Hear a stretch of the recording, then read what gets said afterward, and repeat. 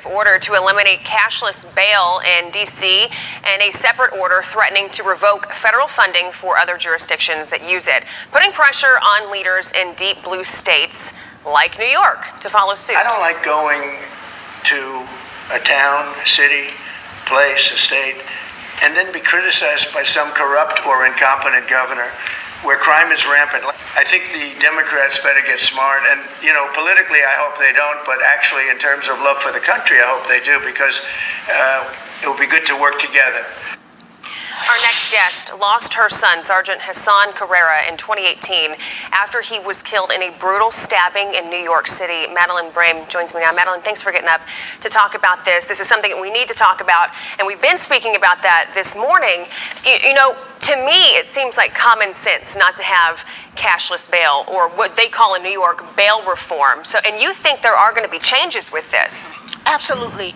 It's a long. First of all, thank you so much for having me, and good morning, America. Okay, it's a long time coming.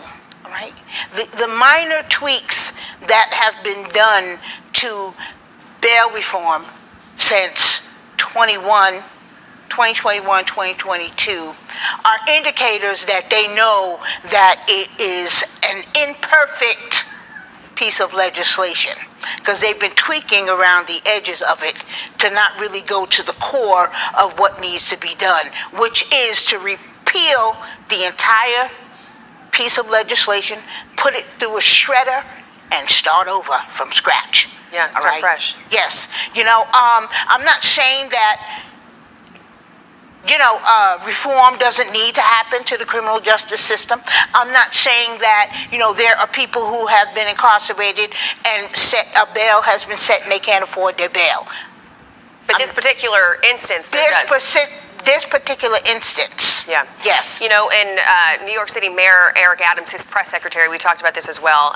She said that Mayor Adams has been clear that a small group of repeat offenders is responsible for a disproportionate share of crime, and current laws keep putting them right back on the streets. At the same time, federal funding has been critical to the Adams administration.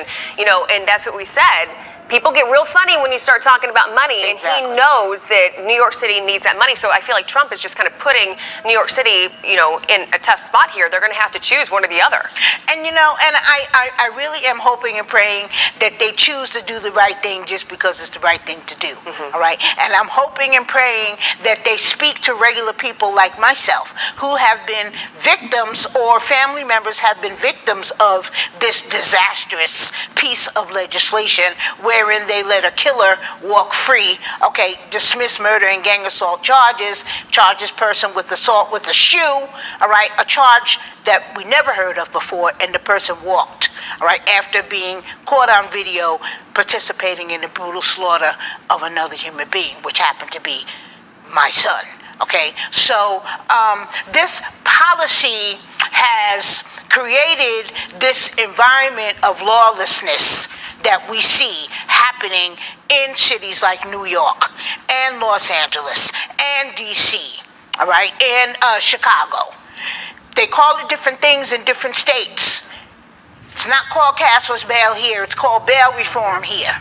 All right, raise the age, less is more, elder parole, all these different pieces of policy that have been put in place, all right, that put the criminal before the actual victim. And this is what we need to do. We need to shift the narrative, shift the focus to the victims of these crimes, all right, and start having some real compassion for the people, the regular people, all right. The people who are opposed to going in and changing this don't live in these communities, all right.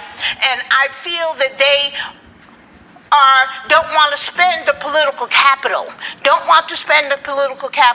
because it will cost them, they feel, elections. But I feel that if they don't do something to change, all right, this black on black crime situation, all right, that come November, you're going to see a complete shift in the way people are voting.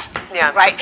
People are finally going to leave the the plantation of the Democratic Party, because they're showing that they have no care or concern about the regular people Right. that live in Harlem and Brooklyn and the Bronx, especially the Bronx, is out of control. The Bronx is very dangerous. Out of control. Yeah, it really is. And, you know, it's not right when the paperwork isn't even finished by these police officers And they they're let 'em already go. back on the street. And It's they an let 'em go. ever-revolving door of just Yes. crime on the city. Madeline, thank you so much You're for your welcome. time. I appreciate it.